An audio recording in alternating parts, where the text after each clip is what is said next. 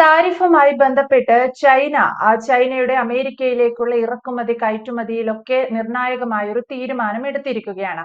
എന്ന് വെച്ചാൽ എല്ലാവർക്കും ഇട്ട് പണി കൊടുക്കുന്ന അമേരിക്കയ്ക്ക് ചെക്ക് പറഞ്ഞിരിക്കുകയാണ് ചൈന എന്ന് പറയാം.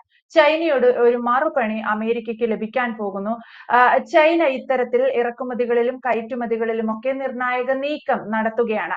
അമേരിക്കയുടെ യുദ്ധവിമാനങ്ങളെ ഉൾപ്പെടെ ആ നീക്കം ബാധിച്ചേക്കാം എന്നുള്ള തരത്തിൽ ഒരു വാർത്ത പുറത്തു വരുന്നു. എന്താണ് ചൈനയുടെ ആ നീക്കം? വാർത്തകൾ യാഥാർത്ഥ്യമാണ്. യഥാർത്ഥത്തിൽ ചൈന ഇപ്പൊ അമേരിക്കയ്ക്ക് ചെക്ക് കൊടുത്തിരിക്കുകയാണ്. ചൈന അമേരിക്കയ്ക്ക് ചെക്ക് വെച്ചാൽ അമേരിക്ക അനുഭവിക്കുകയേ നിവർത്തിയുള്ളൂ. ഇത്തരത്തിൽ ഉള്ള ഒരു മാനുഫാക്ചറിംഗിൽ ഏറ്റവും മുൻപന്തിയിൽ നിൽക്കുന്ന രാജ്യം തന്നെയാണ് ചൈന. അതിനകത്ത് ഇപ്പം വെച്ചിരിക്കുന്നതെന്ന് പറഞ്ഞാൽ താരിഫുമായിട്ട് ബന്ധപ്പെട്ട വിഷയം. താരിഫുമായിട്ട് ബന്ധപ്പെട്ട വിഷയത്തിൽ ആദ്യം ഒരു താരിഫ് യുദ്ധം നടത്തിയ ഓർമ്മയുണ്ടല്ലോ. എല്ലാവർക്കും താരിഫ് കൊടുത്ത് അന്ന് നമുക്കൊരു ചെറിയ പരിഗണനയൊക്കെ കിട്ടിയായിരുന്നു തോന്നുന്നു. അല്ലെങ്കിൽ ബാക്കിയുള്ളവരെക്കാട്ടിൽ കുറവായിരുന്നു നമ്മുടെ താരിഫ്. ആ താരിഫ് വേണ്ട 500% വരെ വർദ്ധിപ്പിച്ചു പോകുന്നതിലേക്ക് ഇടപെടുകയും അല്ലെങ്കിൽ താരിഫ് അനൗൺസ് ചെയ്യുകയും ചെയ്തു കഴിഞ്ഞപ്പോൾ അന്ന് ചൈന ഒന്ന് മസിൽ പിടിച്ചപ്പോൾ 90 ദിവസത്തേക്ക് ചൈനയുടെ ഉൾപ്പെടെ അമേരിക്കയുടെ ട്രംപ് അല്ലെങ്കിൽ അമേരിക്ക ഏർപ്പെടുത്തിയ താരിഫ് എല്ലാ രാജ്യങ്ങളെയും മരവിപ്പിച്ചിട്ട് പോകുന്ന ഒരവസ്ഥയുണ്ട്. അതിനുശേഷമാണ് ഇപ്പം സെക്കൻഡ് താരിഫ് എന്ന് പറഞ്ഞിരിക്കുന്നത്. അതിനകത്താണ് നമുക്ക് 25 പണിഷ്മെന്റ് 25 50% അതിന്റെ പുറത്ത് ഉപരോധം ഒക്കെ ഇന്ത്യക്ക് വരുന്നത്. എവിടെ അമേരിക്ക അതിനെക്കാട്ടി കുറവായിരുന്നു ചൈനയ്ക്ക് കൊടുത്തത്. അപ്പം ചൈനയെ എവിടെ ഏഷ്യൻ രാജ്യത്തിനകത്ത് ഒന്ന് പരിഗണിച്ചത് ബ്രസീലിനും ഒരുപക്ഷെ ഇന്ത്യക്കും ഒക്കെയാണ് ഏറ്റവും കൂടുതൽ താരിഫ് കൊടുത്തിരുന്നത്. കാരണം പുള്ളിയുടെ ഇട്ടത്തിന് നിൽക്കാത്ത രാജ്യങ്ങൾ എന്നുള്ള രീതിയാണ്. പുള്ളിയുടെ തൃപ്തി അതൃപ്തി അനുസരിച്ചാണ് പുള്ളി താരിഫ് അല്ലെങ്കിൽ രാജ്യങ്ങൾക്ക് ഏർപ്പെടുന്നത്. അല്ലെങ്കിൽ അത് പുള്ളിയുടെ സ്വന്തം താല്പര്യം പോലെയാണ് പുള്ളി പെരുമാറുന്നത്. അതൊക്കെ എവിടെയെങ്കിലും അപ്പൊ ചൈനയ്ക്ക് 30 നമുക്ക് 50 അല്ലെങ്കിൽ ആ രീതിയിലേക്ക് കാര്യങ്ങൾ വരുമ്പോൾ ചൈനയും ഇന്ത്യയും തമ്മിൽ ഒരു പക്ഷേ മാനസിക ഐക്യക്കുറവ് ഉണ്ടാകും എന്ന് വിചാരിച്ചായിരിക്കും അങ്ങനെ ചെയ്തത്. പക്ഷെ ചൈനയും ഇന്ത്യയും തമ്മിൽ ആ കാര്യത്തിൽ കൂടുതൽ സംസാരിക്കുകയും അതിനകത്ത് റഷ്യ ഉൾപ്പെടുത്തുകയും അല്ലെങ്കിൽ വേറൊരു ജിയോ പൊളിറ്റിക്സിലേക്ക് പോവുകയും ഒക്കെ ചെയ്യുന്ന ഒരു അവസ്ഥ ഉണ്ടായി. ഇപ്പം ആ ജിയോ പൊളിറ്റിക്സിൽ പോയത് കൊണ്ടാണോ അല്ലയോ എന്ന ഉള്ള രീതിയിൽ ഇപ്പം പറഞ്ഞിരിക്കുന്നത് അമേരിക്കയുമായിട്ടുള്ള ഒരു ഉടക്ക് സംസാരം തന്നെയാണ്. കഴിഞ്ഞ ദിവസം പറഞ്ഞു ഇനി അമേരിക്ക എന്നുള്ള ചിപ്പ് ഇവിടെ ഇറക്കുമതി ചെയ്യുന്ന അവസ്ഥയില്ല. കാരണം ഈ ചിപ്പ് ഇവിടെ ഇറക്കുമതി ചെയ്യുന്നത് അല്ലെങ്കിൽ അത്തരത്തിൽ ആ ചിപ്പുകൾ ഉപയോഗിച്ച് ഞങ്ങളുടെ അല്ലെങ്കിൽ ചാരപ്രവർത്തനം ഇവിടുന്ന് ചാരപ്രവർത്തനം നടത്തുന്നതിന് വേണ്ടിയാണ് ചിപ്പുകൾ അമേരിക്കൻ ചിപ്പുകൾ അല്ലെങ്കിൽ ഇത്തരത്തിൽ എത്തുന്നതെന്നുള്ള രീതിയിൽ ചൈന ഒരു ആക്ഷേപം ഉന്നയിച്ചു. അല്ലെങ്കിൽ ചൈനയ്ക്ക് ഇനി ആ ചിപ്പ് വേണ്ടെന്ന് പറഞ്ഞു. മാത്രമല്ല റെയർ മെറ്റീരിയൽസ് ഇനി അമേരിക്കയ്ക്ക് കൊടുക്കുന്ന ഒരവസ്ഥയില്ല.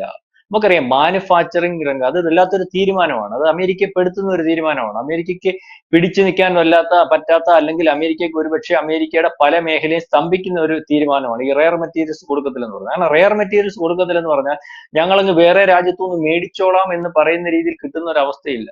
ഇന്ന് 90% റെയർ മെറ്റീരിയൽസ് എല്ലാ രാജ്യങ്ങളിലും കയറ്റിയേക്കാൻ പ്രാപ്തമായിട്ടുള്ളതും അല്ലെങ്കിൽ അതിന്റെ കസ്റ്റോഡിയനുമായിട്ടുള്ളത് ചൈനയാണ്. 50% ശേഖരണം അവരുടെ കയ്യിലുണ്ട്. മ്യാൻമറിൽ നിന്നൊക്കെ ഒരു വളരെ വലിയ വലുപ്പത്തിൽ പല രാജ്യങ്ങളും അതിന്റെ ഖനികളും ഒക്കെ ഉണ്ടാക്കി അവരതിന്റെ സംവിധാനം ഉണ്ടാക്കിയിട്ടുണ്ട്. അപ്പം ഈ റെയർ മെറ്റീരിയൽസ് എന്ന് പറയുന്ന സാധനം ഒരുപക്ഷെ അമേരിക്കയുടെ കയ്യിൽ നിന്ന് അല്ലെങ്കിൽ കിട്ടാതെ വന്നാൽ അമേരിക്കയിൽ സ്തംഭനാവസ്ഥ ഉണ്ടാകും. അതായത് അമേരിക്കയിൽ ആകപ്പാടെ ഉണ്ടാക്കുന്നത് യുദ്ധവിമാനങ്ങൾ അല്ലെങ്കിൽ മറ്റു വിമാനങ്ങൾ അതുപോലെ ചില കാറുകൾ മാനുഫാക്ചറിംഗ് രംഗത്ത് പുറകോട്ട് നിൽക്കുന്ന രാജ്യമാണല്ലോ. ചൈനയുടെ കൂട്ട് എല്ലാ A to Z മാനുഫാക്ചറിംഗിനകത്ത് ചൈന അല്ലെങ്കിൽ അത്തരം കമ്പനികൾ അവിടെ ഇല്ല. കാരണം അതിന്റെ ഒരു സപ്ലൈ ചെയിന്റെ കാര്യവും പിന്നെ അവിടെ ഉത്പാദിപ്പിക്കുന്ന കാര്യത്തിന് ഇപ്പൊ കൊടുക്കുന്നതും ഇപ്പൊ ആപ്പിളിന്റെ ഒരു ഫോൺ ഇവിടെയും അല്ലെങ്കിൽ ചൈനയിലും ഉണ്ടാക്കിയാൽ ഇവിടെ ഉണ്ടാക്കുന്നതിനെക്കാട്ടി വില കുറച്ച് ചൈനയിൽ ഉണ്ടാക്കുമ്പോൾ ആ കമ്പനിക്ക് കൊടുക്കാൻ പറ്റും. അതിനെക്കാട്ടി ശകലം കൂടെ വില വേണമെങ്കിൽ ഇന്ത്യയിൽ ഉണ്ടാക്കുമ്പോൾ കൂടി അതേ സാധനം തന്നെ ഈ പറയുന്ന അമേരിക്കയിൽ ഉണ്ടാക്കിയാൽ ഇവിടെ 1 ലക്ഷത്തിന് കൊടുക്കുമ്പോൾ അവിടെ 3 ലക്ഷത്തിന് കൊടുക്കുകയാണ്. അതും ആ രാജ്യത്തിന്റെ ചെലവിന്റെ പ്രശ്നം. അതുകൊണ്ട് ആ രീതിയിലുള്ള മാനുഫാക്ചറിങ് ഒന്നുമില്ല. അതെല്ലാം മറ്റു രാജ്യങ്ങളിൽ നിന്ന് കൊണ്ടുവരുന്നു അല്ലെങ്കിൽ ഇറക്കുമതി ചെയ്ത് വിതരണം ചെയ്തു പോകുന്ന രാജ്യം നമ്പർ 1 രാജ്യമാണ് സാമ്പത്തികമായിട്ട് അല്ലെങ്കിൽ സൈനികമായിട്ടൊക്കെ. എന്നാലും ഈ കുഴപ്പങ്ങളുണ്ട്. അപ്പൊ ഇത് ഞാൻ പറഞ്ഞു വന്നത് റെയർ മെറ്റീരിയൽസ് ബ്ലോക്ക് ചെയ്താൽ യുദ്ധവിമാനങ്ങൾ ഉണ്ടാക്കുന്നതിനകത്ത് അല്ലെങ്കിൽ പിന്നെ സാധിക്കാതെ വരുന്ന ഒരു അവസ്ഥയിലേക്ക് പോകും. അതുപോലെ ഇലക്ട്രോണിക് ഏറ്റവും കൂടുതൽ ഇപ്പം ഇവര് നിൽക്കുന്നതെന്ന് പറഞ്ഞാൽ നമ്മുടെ ബാറ്ററി കാറുകൾ ഇലക്ട്രിക് കാറുകൾ അതിന്റെ നിർമ്മാണത്തിനകത്ത് ഈ പറയുന്ന റെയർ മെറ്റീരിയൽസ് ഇല്ലെങ്കിൽ ആ നിർമ്മാണം നിലച്ചു പോകുന്ന ഒരു അവസ്ഥയുണ്ടാകും.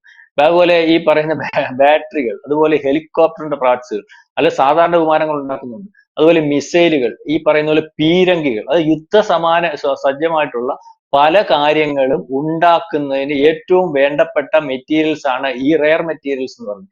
ഇത് ഏറ്റവും കൂടുതൽ നടക്കുന്നതും ഒരുപക്ഷെ ഏറ്റവും കൂടുതൽ മറ്റ് രാജ്യങ്ങൾക്ക് ഈ പറയുന്ന യുദ്ധവിമാനങ്ങൾ, എഞ്ചിനുകൾ, അല്ലെങ്കിൽ ഈ പറയുന്ന ഇതിന്റെ പാർട്സുകൾ, ഹെലികോപ്റ്ററിന്റെ പാർട്സുകൾ, വിമാനത്തിന്റെ പാർട്സുകൾ, യുദ്ധവിമാനത്തിന്റെ പാർട്സുകൾ, പല പല എഞ്ചിനുകൾ പല രാജ്യത്തും ഒക്കെ നിർമ്മിച്ചു കൊടുക്കുന്നതിനകത്ത്, അല്ലെങ്കിൽ ആ ടെക്നോളജി ഏറ്റവും കൂടുതൽ ഉള്ളതായിട്ടും, അല്ലെങ്കിൽ അത്തരത്തിൽ ഉള്ള ആ രീതിയിൽ വികസിച്ചിട്ടുള്ളതായിട്ടുള്ള രാജ്യമാണല്ലോ അമേരിക്ക. ഇതെല്ലാം ഒരു പക്ഷേ മാസങ്ങളോളം ബ്ലോക്കായി പോകുന്ന ഒരവസ്ഥയിലേക്ക് കാര്യങ്ങൾ പോകും.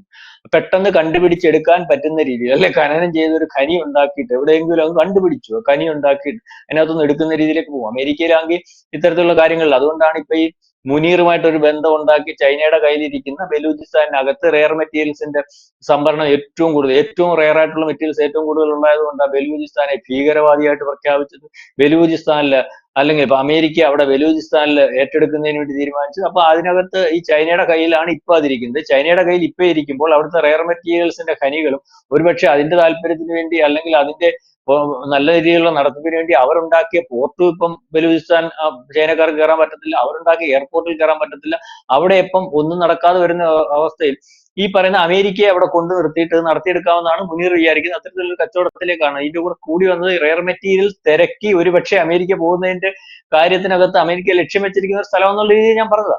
അപ്പൊ അവിടെ ഇപ്പം ഈ പറഞ്ഞത് ആലോചനയിൽ വന്നേ ഉള്ളൂ. ഈ ആലോചനയിൽ വന്നാൽ പോരാലോ, ഇത് ഇംപ്ലിമെന്റ് ചെയ്ത് അല്ലെങ്കിൽ അത്തരത്തിലൊരു ഖനി ഉണ്ടാക്കി അവിടെ ബലൂചിസ്ഥാനിൽ അങ്ങ് കിട്ടുവാണ്, അല്ലെങ്കിൽ അങ്ങ് അമേരിക്ക ഇറങ്ങുകയാണ്.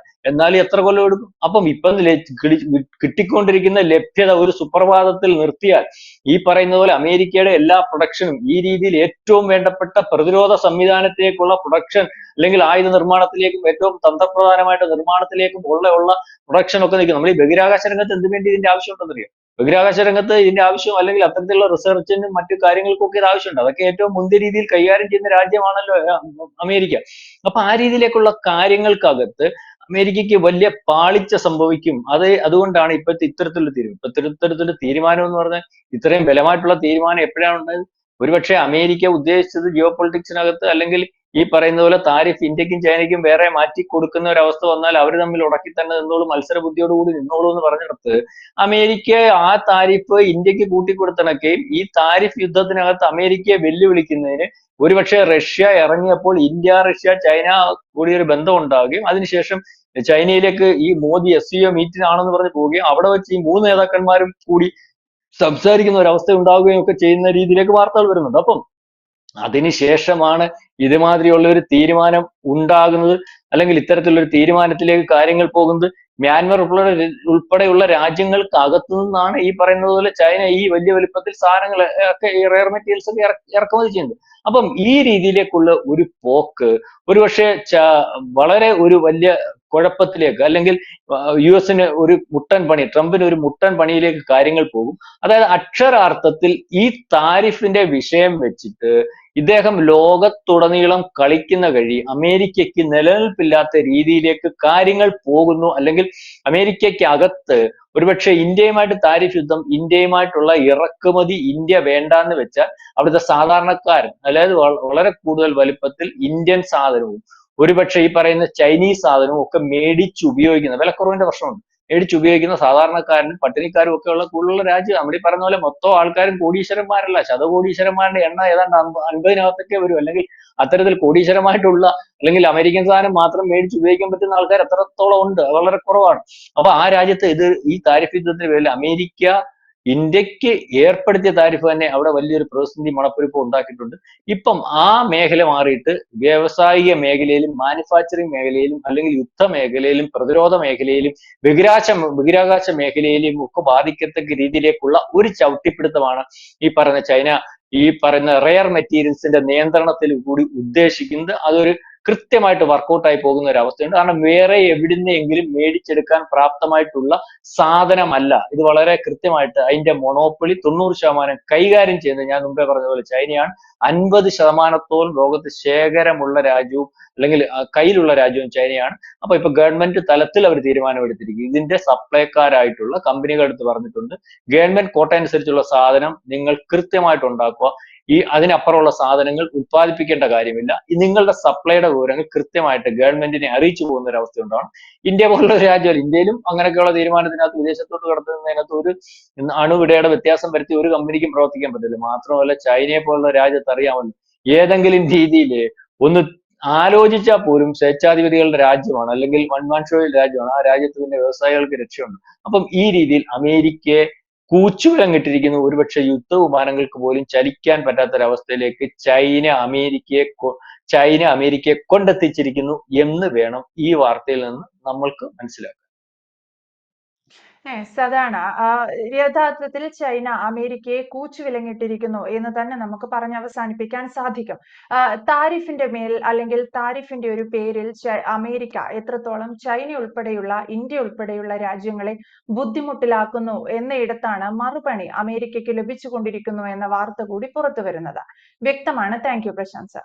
കൂടുതൽ വാർത്തകളും വിശേഷങ്ങളും നിങ്ങളിലേക്ക് എത്താൻ ABC മലയാളം സബ്സ്ക്രൈബ് ചെയ്യുക, ബെൽ ബട്ടണും അമർത്തുക.